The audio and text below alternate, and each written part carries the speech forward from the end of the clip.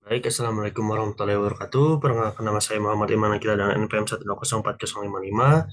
Di sini saya akan melakukan review terkait jurnal yang berjudul Analisis Geospasial Persebaran TPS dan TPA di Kabupaten Batang menggunakan Sistem Informasi Geografis. Sebelumnya saya akan menjelaskan terlebih dahulu terkait tentang analisis geospasial. Menurut Undang-Undang Nomor 4 Tahun 2011, geospasial atau ruang kebumian adalah aspek keruangan yang menunjukkan lokasi, letak, dan posisi suatu objek atau kejadian yang berada di bawah, pada atau di atas permukaan bumi yang dinyatakan dalam sistem koordinat tertentu. Lalu ada geospasial data, yaitu sekumpulan informasi terkait geospasial yang berupa titik koordinat suatu lokasi atau tempat tertentu. Dan adapun informasi yang bisa didapatkan selain titik koordinat, yaitu waktu, alamat, lokasi, kode pos, dan lain-lain. Dan yang ketiga adalah analisis geospasial yang sudah saya sebutkan tadi, yaitu ada data geospasial ini digunakan dan dimanfaatkan untuk geospasial analisis atau analisis geospasial. Digunakan untuk mengambil data untuk memahami apapun yang mulai dari pemandang cuaca, peramalan populasi, dan lain-lain. Dan kembali pada jurnal, di jurnal ini membahas terkait persebaran TPS dan TPA agar penempatan dari TPS-TPA tersebut sudah sesuai dengan peraturan yang ada. Saya dilanjutkan ke latar belakang, dikatakan bahwa jumlah timbunan sampah yang tidak terkenali membuat kapasitas dari TPS dan TPA ini mencapai batas maksimum atau overload. Nah, TPS ini adalah tempat pembuangan sementara dan TPA adalah tempat pembuangan akhir. Dengan banyaknya sampah yang dibuang di pinggir jalan dan lahan kosong, selain di TPS secara resmi, dikatakan bahwa TPS resmi yang sudah disediakan oleh Dinas Cipta Karya Tata Ruang dan Kebersihan Kabupaten Batang ini merupakan ciri bahwa TPS belum berfungsi maksimal karena penempatan yang kurang tepat dan daya tampungnya yang tidak memadai. Lalu eh, terdapat ada 3 tahapan kegiatan untuk pengelolaan sampah, yaitu pengumpulan, pengangkutan, dan pembuangan akhir. Yang di mana pada tahap pengumpulan ini TPS dan TPA sangatlah berperan karena memang sudah tugasnya. Oleh karena itu, pengolahan sampah di TPS tahap ini harus dilakukan secara maksimal dan untuk memenuhi kebutuhan daya tampung dan penempatan TPS-TPS yang sesuai sehingga diharuskan berfungsi dengan maksimal. Eh, Namun TPA semakin berkurang dengan adanya pelambatan laju sampah dan habisnya masa layanan TPA. Maka dari itu eh, dicarikanlah lahan alternatif untuk pembangunan TPA yang menyesuaikan dengan peraturan SNI nomor 193241 1994 tentang cara pemilihan lokasi TPA sampah. Untuk itu, TPA di Indonesia ini harus memenuhi standar yang ada dalam ketentuan tersebut. Memanfaatkan sistem SIG atau sistem informasi geografis, dapat dilakukan analisis terhadap sebaran TPS dan TPA yang bereferensi kepada geografis tersebut dapat disajikan dan dianalisis dengan bantuan SIG. Di sini ada rumusan masalahnya, ada dua. Yang pertama adalah apakah TPS dan TPA existing sudah sesuai ditinjau dari lokasi penempatan kapasitasnya. Dan yang kedua, bagaimana memilih lokasi TPA, rekomendasi yang sesuai dengan SNI nomor 19, 3241 1994. Dan ruang lingkup penelitiannya sebagai berikut. Dan tujuan dan manfaat dari adanya jurnal ini adalah untuk menganalisis persebaran TPS dan TPA existing serta pemilihan TPA rekomendasi di Kabupaten Batang dengan menggunakan sistem informasi geografis dan berpedoman pada SNI nomor 1941-1994. Dan manfaat dari kegiatan ini diharapkan untuk pengembangan ilmu pengetahuan dan juga membantu instansi terkait dalam pengambilan keputusan agar tercipta sistem pengolahan sampah daerah yang lebih baik. Dan berikut adalah alat dan bahan yang digunakan. Terdapat ada ArcGIS, printer, MS Word, MS Office 2007, kamera digital, GPS handler, dan juga laptop Asus. Dan data penelitiannya sebagai berikut, sebagai referensi.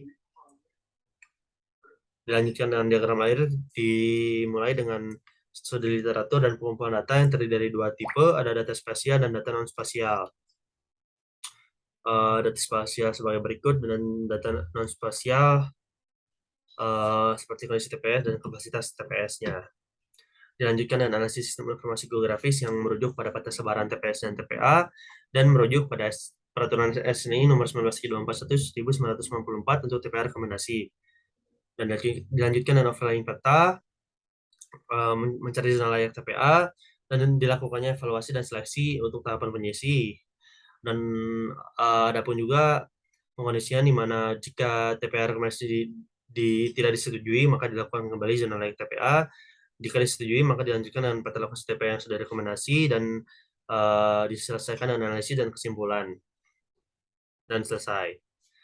Untuk metode pengolahan datanya ini, TPS dan TPA terdapat masing-masing tipenya. Untuk TPA sendiri mempertimbangkan beberapa variabel yang ada 3, yaitu aksesibilitas, penempatan TPS, dan juga aktivitas dominannya. Dan untuk aksesibilitas meliputi jarak TPS terhadap sumber sampah dan kondisi jalan menuju TPS agar tidak mengganggu.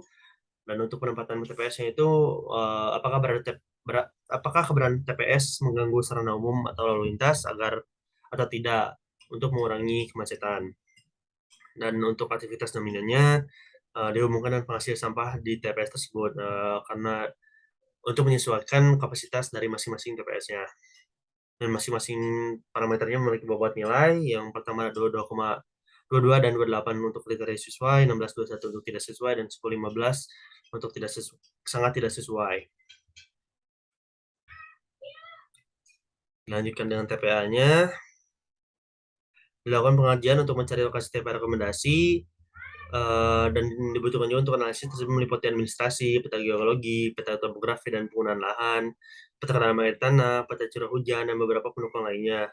Yang digunakan untuk melakukan analisis ini yaitu perangkat lunak ArcGIS 9,3 dengan cara mengoverlay peta sesuai kriteria seleksi SNI 193241-1994. Dan untuk penentuan lokasi TPA ini dilakukan secara bertahap, yaitu tahap regional, tahap penyisi, dan tahap penilaian. Dilanjutkan dengan analisis TPA eksis ini apakah telah berada pada zona layak atau tidak. Dan untuk selanjutnya ada poin ketiga yaitu hasil dan pembahasan. Dan berdasarkan survei di lapangan ini, pengamatan data diperoleh TPS jumlah 86 buah dan TPA sejumlah 1 buah. Itu adalah gambar dari surveinya. Yang hijau ini adalah TPS-nya dan yang kuning adalah TPA randu kuning. 3.1 yaitu TPS-nya. Nah, di hasil survei ini mengatakan bahwa di dalam kota memiliki 78 buah TPS dengan total kapasitas 409,57 meter kubik, dan daerah luar kota ini 8 buah TPS dengan kapasitas 248,25 meter kubik. Dan volume sampah yang masuk itu per harinya 122 meter kubik, dan ada di daerah pelayanan dalam kota, dan di luar itu ada 23 meter kubik per harinya. Dan dikatakan bahwa TPS di Kabupaten Batang ini tidak merata, yang dimana 67,44 di Kecamatan Batang dan sisanya di luar Kecamatan Batang.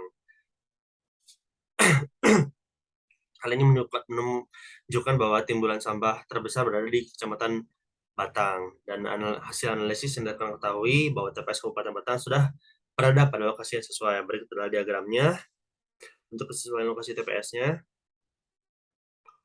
Dan dari grafik diketahui bahwa 100% atau 86 buah TPS Kabupaten Batang telah berada pada lokasi sesuai ditinjau dari hasil pembuatan. Namun dikatakan bahwa TPS tersebut sudah terdapat beberapa TPS memiliki kekurangan seperti penempatan yang berada di badan jalan. Dan ini adalah grafik kapasitas TPS terhadap volume sampahnya. Kapasitas yang warna biru dan volume sampahnya adalah warna merah. Dan berdasarkan grafik di atas, diketahui bahwa TPS Kabupaten Batang telah memenuhi kapasitas yang ada lebih besar dari timbulan sampah, sehingga diketahui bahwa TPS di Kabupaten tidak kekurangan daya tampung. Dan 3.2 adalah TPA. Di TPA ini menyesuaikan dengan tahap-tahapannya. Yang pertama adalah tahap regional, yaitu zona layak TPA ini diperoleh melalui seleksi dengan beberapa parameter pembatas seperti keadaan geologi, topografi, hidrologi, dan penggunaan lahan. Yang pertama ada geologi. Bantuan dasar di ini mengatakan bahwa TPA menjadi sangat berarti peranannya dalam meminimalisasi penyebaran ini sampah. Bantuan jenis lempung dan lanau mempunyai sifat permeabilitas rendah sehingga cocok untuk lokasi TPA. Dan berikut adalah gambarnya. Yang abu-abu merupakan faktor pembatas geologinya, dan yang putih adalah zona layak TPA, dan yang kuning adalah TPA pendukungnya. Dan untuk rawan bencana ini, lokasi TPA tidak diinginkan berada pada zona rawan bencana karena dikhawatirkan dapat merusak konstruksi. dari sarana pengolahan sampah yang ada di TPA. Berikut yang abu-abu adalah faktor pembatas rawan bencananya, yang putih adalah faktor zona layak dari pemasangan TPA-nya. Lalu untuk bagian ketiga adalah topografi, yaitu tempat pengurukan limbah ini tidak boleh terletak pada suatu bukit dengan lereng yang tidak stabil, dan pembatasan maksimal kelerengannya itu 20%. Berikut adalah gambarnya, yang abu-abu adalah faktor pembatas kelerengan, dan yang putih adalah zona layak TPA, dan yang kuning adalah tim TPA rendu kuningnya. Dan yang keempat adalah hidrologi. Fasilitas pengurugan limbah ini tidak diinginkan pada lokasi dengan kedalaman air tanah yang dangkal. Permukaan air yang dangkal ini lebih mudah dicemari lindi. Di samping itu, TPA ini sebaiknya jauh dari badan air, yaitu 150 meter dari sungai dan 250 meter dari pantai, agar tidak mencemari lokasi tersebut.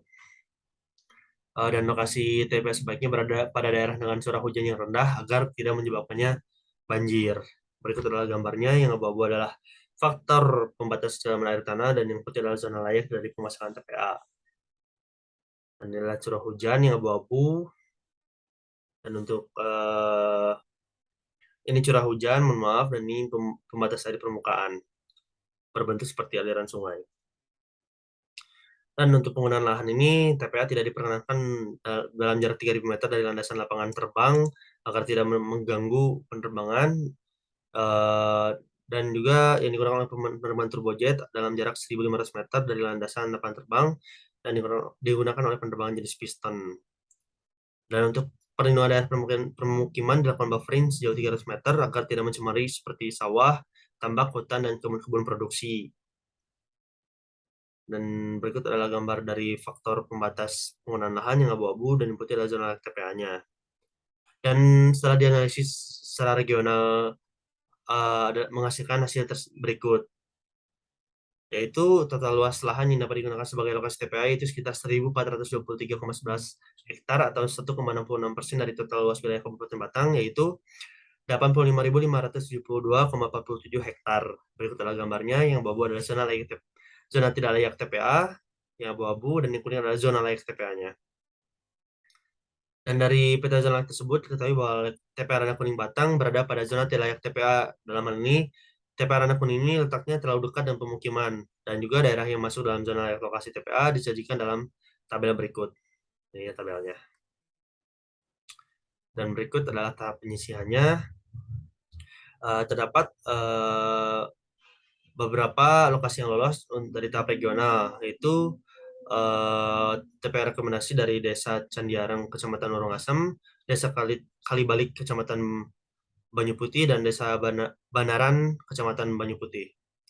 Berikut adalah gambarnya, yang abu-abu ini adalah zona tidak layak TPA, yang kuning ini adalah zona layak TPA, jalur merahnya ini adalah jalur angkut sampah, dan yang dilingkari dan berwarna biru ini adalah TPA rekomendasi atau lokasi terpilih sebagai TPA rekomendasinya, dan yang oranye ini adalah TPA randu kuning. Dan untuk tahap penilaiannya dari yang menyesuaikan dengan peraturan SNI 19.24.1994 ini, terdapat beberapa penilaian yang dihasilkan, yaitu Desa Candiarang dengan 512, Desa Kalibalik dengan 498, dan Desa Banaran dengan nilai 473, dan untuk tertinggi itu Randu Kuning mendapatkan nilai 551. Kesimpulannya ada dua. Yang pertama adalah TPS Kabupaten Batang secara umum sudah sesuai dengan penempatan lokasi dan daya tampungnya terhadap volume sampah di Kabupaten Batang. Sedangkan TPA Randu Kuning Batang berada pada zona tidak layak untuk TPA karena sudah disampaikan tadi dekat dengan pemukiman. Lalu untuk yang kedua adalah pemilihan lokasi TPA ini yang sesuai dengan SNI dapat dilakukan dengan memanfaatkan sistem informasi geografis melalui fungsi overlay, yang dimana Kabupaten Batang diperoleh lahan yang cukup luas sehingga mendapatkan lokasi yang tepat untuk pemasangan TPA, yaitu sekitar 1.423 hektar. Lalu lokasi TPA rekomendasi terletak di Desa Cendiarang, Kecamatan Urungasem, Kalibalik, Kecamatan Banyu Putih, dan juga Banaran, Kecamatan Banyu Putih.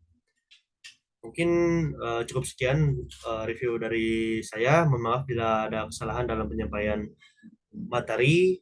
Wassalamualaikum warahmatullahi wabarakatuh.